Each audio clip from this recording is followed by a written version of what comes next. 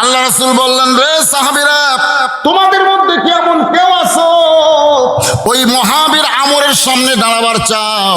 কোন সাহাবী যখন দাঁড়ায় না, হযরত আলী আবার দাঁড়ায় বলতেছে, ইয়া রাসূলুল্লাহ, আমি আমরের সামনে দাঁড়াবার চাই। রাসূল বললেন, এজলেস, বসো। তৃতীয়বার যখন নবী বললেন, কেউ দাঁড়াইছে না, ওই আলী পিছনে দাঁড়াইছে। রাসূল বললেন, আয়। কাছে কি নিয়ে বলতেছে, তুই আমরক চিনিস? প্রতি সন্ধ্যায় 21 কেজি খাদ্য খায়, 3.5 বছরের তরবারি নিয়ে জিহাদের ময়দানে যায়। সেই মহাবীর আমরের সামনে তুই কেমনে দাঁড়াবি? হযরত আলী বলতেছেন, ইন্নামাল মুমিনুনা আল্লাযীনা ইযা যুকিরাল্লাহু ওয়াজিলাত কুলুবুহুম ওয়া ইযা তুলিয়াত আলাইহিম আয়াতুহু যাদাতুহুম ঈমানা ওয়া আলা রাব্বিহিম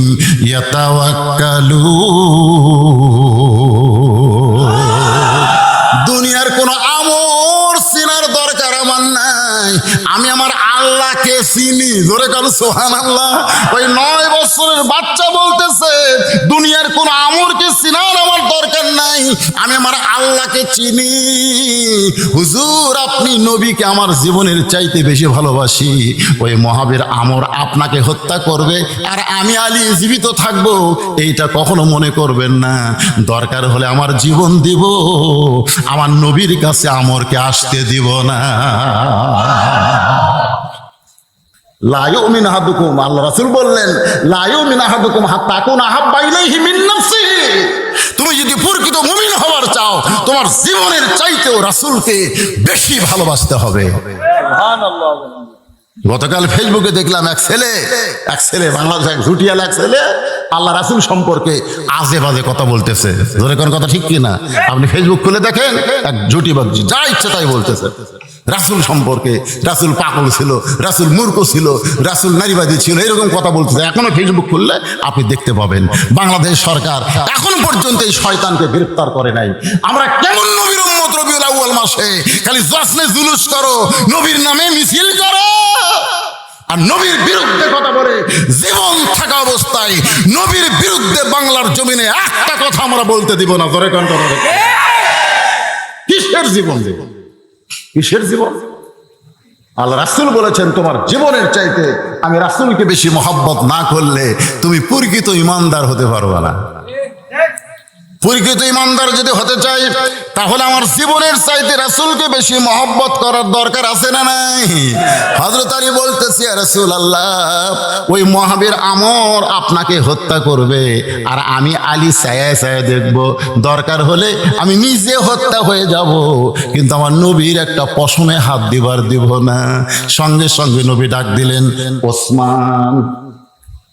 ওসমান, ওসমান তো দোয়ার পার্টি। জোরে কোন কিসের পার্টি? আল্লাহ রাসূল ওসমানকে ডাক দিলেন, ওসমান। লব্বাইক ইয়া রাসূলুল্লাহ, তোমার বাড়িতে কোনো ছুরি আছে?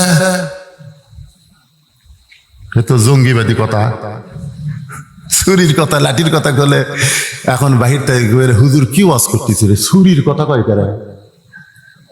এই মসজিদের যে মেহরাব বানাচ্ছেন, মসজিদের মেহরাব, ইমাম সাহেব যেখানে দাঁড়ায় নামাজ পড়ে, ওই মেহরাব কেন হয়েছে জানেন? এই মেহরাব হয়েছে বদর যুদ্ধে। বদর যুদ্ধের সময় মেহরাব হয়েছে। মেহরাব হলো অস্ত্র রাখার জায়গা। ধরে কোন কি রাখার জায়গা? লাঠি, সোঁটা, তরবারি যার যা আছে ওই মেহরাবের মধ্যে থুইয়া আল্লাহু আকবার, আল্লাহু আকবার। রাসূল বলতো যে দরজার 2 জন খাড়ায় থাক। এখন ইসলামের অবস্থা খুব কঠিন, দরজার 2 জন খাড়ায় থাক, তোরা পরে নামাজ পড়িস। খালি যদি যে বাহিরের শত্রু আসতেছে, তাহলে আল্লাহু আকবার বলবি, নামাজ বাদ। ওই হাত ধরে আর থাকা লাভ নেই, ওই হাত খুলে লাঠি লেওয়া লাগবে। তোরে কোন কি লেওয়া লাগবে? সুবহানাল্লাহ। তখন আর নামাজ নাই রে। বদরের যুদ্ধ রমজান মাসে, রাসূল বলেছে রোজা নাই। কিসের রোজা রে? আগে মার। সুবহানাল্লাহ। 2 জন কয় খালি কব আল্লাহু আকবার, তাহলে বোঝা গেল এখন আর নামাজ নাই, লাঠি ধরো। ধরে কোন কি ধরো? এইভাবে হাত ধরে থাকা লাগবে না, দৌড়া যায় ধরে শুরু। এই জন্য মেহরাব। আল্লাহ রাসূল বলেন, ওসমান, তোমার বাড়িতে কি ছুরি আছে? ওসমান গনি বলতেছে ইয়া রাসূলুল্লাহ, আমি ধনী মানুষ। ওসমান গনি ধনী মানুষ, প্রত্যেক কুরবানি ঈদে আমি উট কুরবানি করি, ওই কুরবানি করার জন্য ছুরি আছে। রাসূল বললেন, যেই ছুরি দিয়ে তুমি উট কুরবানি করো, আজকে সেই ছুরিটা বড় দরকার। ওসমান গনি এক দৌড়ে বাড়িতে গিয়ে ছুরি এনে রাসূলকে দিলেন। রাসূল তাকায় দেখে মাত্র 27 ইঞ্চি। ধরে এখন কয় ইঞ্চি? মাত্র 27 ইঞ্চি একটা ছুরি। হযরত আলীর হাতে দিয়ে বলতেছে, আলী, আমর তরবারি নিয়ে আসতেছে 3.5 মণ আমাকে মারার জন্য, যে তুমি তসবি নিয়ে গেলে হবি, তাই এটা নিয়ে যাও। কি বুঝলেন? কি বুঝলেন? ছুরির বদলে কি তসবি পাগড়ি? দরকার হলে পাগড়ি মাথাত বানবো। পাগড়ি খালি মাথাত বান্ধা, আপনার কি মোর পাগড়ি খালি মাথাত বান্ধা? অন্যায় যখন দেখবো তখন পাগড়ি খুলে মাথাত বাঁধবো। জোরে কোন কথা ঠিক? আমরা যখন জমিতে কাজ করতে যাই, শরীরে যখন বল পাই না, তখন গামছা মাথাত থাকে না মাথাত যায়? এই কৃষক মানুষ গামছা মাথাত বাঁধে, দেখেন শক্তি কৃষক মাথা। পাগড়ি খালি মাথাত বাঁধলে হবে না, প্রয়োজনে পাগড়ি কোমরত বান্ধা লাগবে। ধরে কোন কথা ঠিক আছে কিনা? আল্লাহ রাসূল বললেন, আলী, এই ছুরিটা নিয়ে তুমি যাও। হযরত আলী 27 ইঞ্চি ছুরি নিয়ে দৌড় মারতেছেন। আল্লাহ নবী পিছন থেকে ডাকতে বলে, আলী রে, তোমাকে যাবার কইছি, তুমি এত জোরে যাচ্ছ কেন? আলী বলতেছে, ইয়া রাসূলুল্লাহ, ওই মহাবীর আমর আপনার পবিত্র চেহারা দেখার আগে আমি আলী ওকে জাহান্নামে পাঠাবার চাই। সুবহানাল্লাহ, কি ইমানের শক্তি! কুটি পাঠাবি? আপনার পবিত্র চেহারা ওই দেখতে আপনাকে মারার জন্য রওনা দিয়েছে কাবা শরীফ ছুঁয়ে। আপনার পবিত্র চেহারা দেখার আগেই আমি আলী ওকে জাহান্নামে পাঠাবার চাই। এই বলে হযরত আলী 27 ইঞ্চি তরবারি নিয়ে, নবীর দোয়া নিয়ে, আল্লাহর ঈমান নিয়ে, সুবহানাল্লাহ কোন, এক দৌড়ে দেখে হাজার হাজার মানুষ আসতেছে, আর হাতির মতন আমর সবার সামনে। পিছন দিক থেকে কাফেরেরা মিছিল করতেছে। আব্দুল্লাহ এতিম পোলা, মুসলমানের নবীকে আর কেউ বাঁচাবার পারলো না, মুসলমানের নবীকে আর কেউ বাঁচাবার পারবে না। এই মিছিল করতেছে কাফেরেরা, আর আমর খালি হাতির মতন হাঁটতেছে। ঠিক ওই সময় 9 বছরের ছোট্ট কিশোর বাচ্চা 27 ইঞ্চি তরবারি নিয়ে আমরের সামনে দাঁড়াইছে। আমর সামনে, আমর হযরত আলীর দিকে তাকাছে।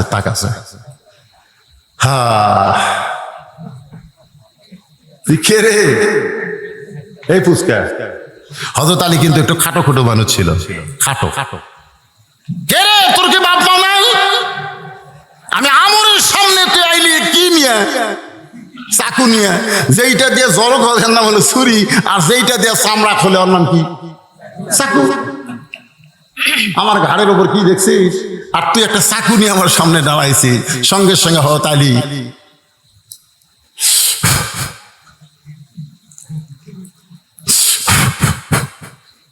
তিনবার পড়ে ফু দিয়ে ওই চাকু দিয়ে হযরত আলী আমরের সামনে একটা টান দিলেন, মাটির উপর একটা টান দিয়ে বললেন, রে কাফেরের পাঁঠা, তুই কত বড় বাপের বেটা!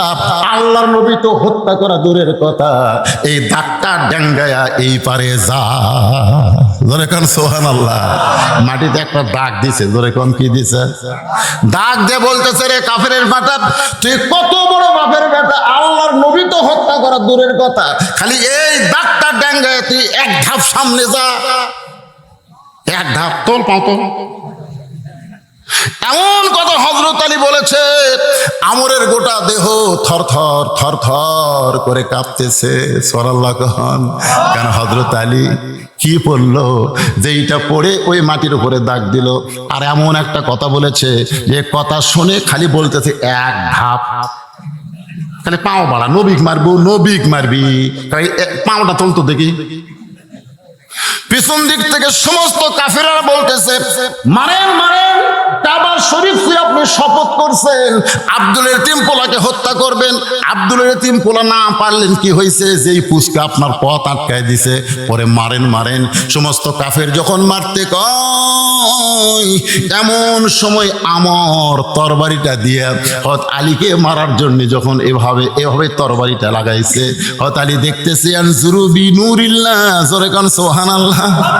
আল্লাহ রাসূল বলেছেন ইত্তাকু ফিরাসাতাল মুমিনিনা ফাইন্নাহু ইয়ানজুরু বিনুরিল্লাহ। আল্লাহ বলে ইব্রাহিম নমরুদ আগুনের চুলা জ্বলাইছে, বারবার বলতেছি ইব্রাহিম পড়বে আর মরবে। ইব্রাহিম একবার তাকায় দেখো, ইব্রাহিম নবী তাকায় দেখে আগুনের চুলা না, ওইটা হইছে ফুল বাগান। ফেরাউন বলে মুসা রে, নীল দরিয়া কেমনে পাড়ি দিবি, আল্লাহ কয় মুসা, ফেরাউন তোরে নীল দরিয়া দেখাই, তুই তাকায় দেখ। মুসা তাকায় দেখে আল্লাহ 12টা রাস্তা বানায় দিছে।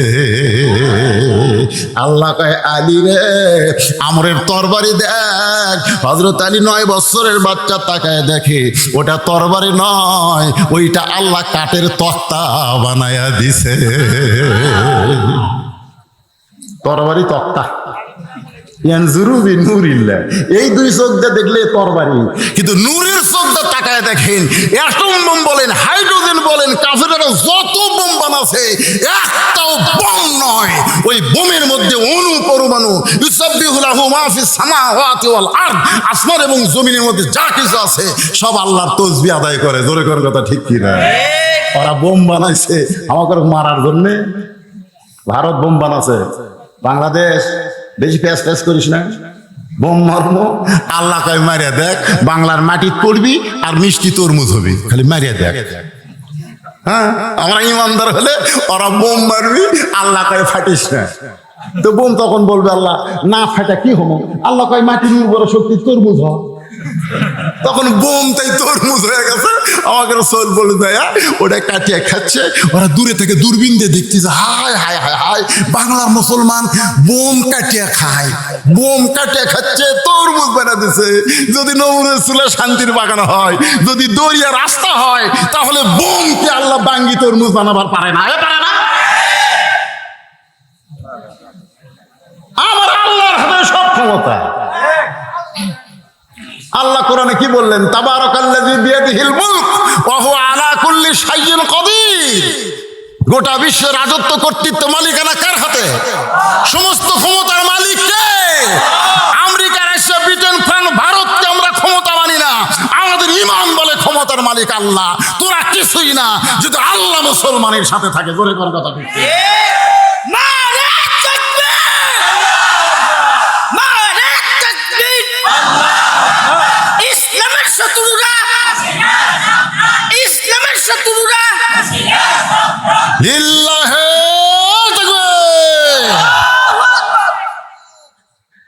আসলেই তো তাই। ইসলামের শত্রুরা কি? আপনি কি মনে করছেন বাড়িওয়ালা ন্যাংরা? জানেন, বাড়িওয়ালা একটা ন্যাংরা, কিন্তু সজাগ, খুব সজাগ। রাত 3টার সময় আমার মতন একটা জুয়ান তাগড়া মানুষ চুরি করার জন্য দরদার কাছে দেয় খুসখুস করতেছে। ন্যাংরা সজাগ আছে, ন্যাংরা খালি বলতেছে কে রে, এই কে রে করলে আপনি কন্ত আমার মতন জুয়ান তাগড়া চোর থাকবে দৌড় দিবি। আজকে আমরা যদিও ন্যাংরা, ওই ভারতের কাছে, আমেরিকার কাছে আমরা ন্যাংরা, কিন্তু আমাকে ইমানের বলে সজাগ থাকা লাগবে। ধরে কোন কথা ঠিক কিনা? এটা আমার ভাই যে তকবীর দিছে, ইসলামী শত্রুকের বুক খালি থরথর করে কাঁপতেছে। ধরে কোন কথা আপনি জানেন কিছু? রবিউল আউয়াল মাস, খালি জশ্নে জুলুস করো, মিছিল করো, জিলাপি খাও। আজকে দেখো আমার নবী কি, নবীর মহব্বতে সাহাবেরা কি করেছে, নবীর উম্মত আমাদের করণীয় কি, এটা আমাদের জানার দরকার আছে না নাই? জোরে করে আছে না নাই? আমার মায়েরা, বোনেরা যারা পর্দার অন্তরালে আছেন, মনে মনে চিন্তা করতেছেন হুজুরকে আমাদের ওয়াজ করবে না। আপনাদেরও ওয়াজ আসতেছে মা, একটু মনোযোগ দিয়ে কথাগুলো শুনবেন। হযরত আলী তাকায় দেখে আমরের তরবারি তক্তা। জোরে কোন কি? ছোট্ট মানুষ, হাইজাম বুঝুন, উপর দিকে যেটা মারে সেটা কি? হাই জাম্প, যে লম্বা মারে তার নাম কি? Long jump. আমাদের যুবকেরা হাই জাম্প লং জাম্প শিখছে, তারা খেলে সবসময় খেলে সারাদিন খেলে ফেসবুক। আমাকে একদিন বলতে যে হুজুর আমার ছেলে খালি কান্দে, আমি পীরের কাছে নিয়ে গেলাম, কি দোয়া দিল, কান্দা বন্ধ হয়নি। আমি বড় মসজিদের ইমামের কাছে গেলাম, হুজুরও ফু ফু দিয়ে দোয়া দিল, কান্দা বন্ধ হয়নি, কিন্তু এখন আর কান্দে না। তা আমি বললাম কোন দোয়ায় কাম হলো? একটা মোবাইল দিতে হুজুর। যখনই কান্দে তখনই মোবাইল চালু করে দেয়, আর কান্দা বন্ধ। একেবারে ছোট বাচ্চাকে একটা মোবাইল দিয়েছে কান্দা বন্ধ করার জন্য। আমি বললাম ভাই আপনি, আমার একটা, আমার বইয়ের একটা, রাত্রেবেলা বউ বইয়েরটা দেখে, আমার আমি দেখি মাঝখানে পুচকি উইও দেখে, উইও দেখে। যুবকেরা হাইজাম লংজাম বোঝা। সকালবেলা ফজরের নামাজের পরে যে মুক্ত বাতাস, সেই বাতাস যদি নাক দিয়ে একবার ভিতরে ঢোকে, তোমার মধ্যে কোনো মুনাফিকি থাকবে না, তোমার ভিতরে সমস্ত অসুখ আল্লাহ ভালো করে দিবে। তোরে কথা বলে ফজরের নামাজ পড়ো, মসজিদে এসে নামাজ পড়ার পরে রেফলাইট করো, রেফলাইট করো, 1 কিলো হাঁটো। যে কোনো সময় ইমাম মেহেদী আসলে কার সাথে যোগ দিবে? ফজর নামাজ পড়ো, ফজর নামাজের পরে যে আল্লাহ একটা বাতাস দেয়, সেই বাতাস তোমার লাখর ঢোকে। তুমি তো ওই যে রাত 12টা পর্যন্ত ফেসবুক ছেলে ঘুমাচ্ছে। ফজর কোন দিক দিয়ে গেছে? যে ব্যক্তি ফজরের নামাজ মসজিদে পড়ে না, ওই হলো মুনাফিক। ভাই ভুল করছে। এই যুবকেরা, ফজর আর এশা মসজিদে পড়া লাগবে। মাঝখানের নামাজ যদি তুমি মসজিদে পড়বার না পারো, তুমি যেখানেই থাকো সেখানে আদায় করো। জোরে কোন ঠিক আছে?